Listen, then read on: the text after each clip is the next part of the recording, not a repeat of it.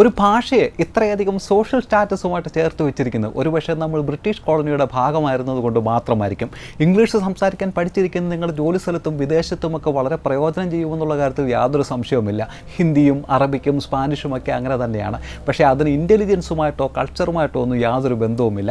English മാത്രം സംസാരിക്കുന്ന ചില രാജ്യങ്ങളിൽ അവർ ദിവസേന ഉപയോഗിക്കുന്ന ചില വാക്കുകളും പ്രയോഗങ്ങളും തമാശകളും ഒക്കെ കേട്ടാൽ ഒരുപക്ഷെ നമുക്ക് ഇറങ്ങി ഓടാനായിരിക്കും തോന്നുന്നത്. നിക്കറും ടീഷർട്ടും ഇട്ട് ഒരു കറുത്ത വർഗ്ഗക്കാരൻ കൊച്ചിയിൽ വെക്കേഷൻ എത്തിക്കഴിഞ്ഞാൽ എത്ര വലിയ കമ്പനിയുടെ CEO ആണെങ്കിലും എഴുത്തുകാരനൊക്കെ ആണെങ്കിലും അർഹിക്കുന്ന വില നമ്മൾ കൊടുക്കില്ല.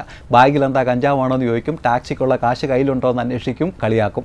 പക്ഷേ ക്രിമിനൽ ആണെങ്കിലും ഒരു വെളുത്ത വർഗ്ഗക്കാരനാണെങ്കിലും നമ്മൾ എണീറ്റ് നിന്ന് സല്യൂട്ട് അടിക്കും, സെൽഫി എടുക്കും, വേണമെങ്കിൽ വീട്ടിൽ വിളിച്ചുകൊണ്ട് പോകും. ഒബാമ ഇന്ത്യയിൽ എത്തിയപ്പോൾ രക്ഷപ്പെട്ടത് അമേരിക്കൻ പ്രസിഡന്റ് ആയതുകൊണ്ട് മാത്രമാണ്, അല്ലെങ്കിൽ ബാക്കി പോയി ഓട്ടോ വിളിച്ചുകൊണ്ട് വരാൻ സെക്യൂരിറ്റി പറഞ്ഞാലും. അറിവ് നേടുന്നതിൻ്റെ മിനിമം മാനദണ്ഡം മനുഷ്യനെ മനുഷ്യനായി കാണുന്നതിനുള്ള ബോധമുണ്ടാക്കിയെടുക്കലാണ്.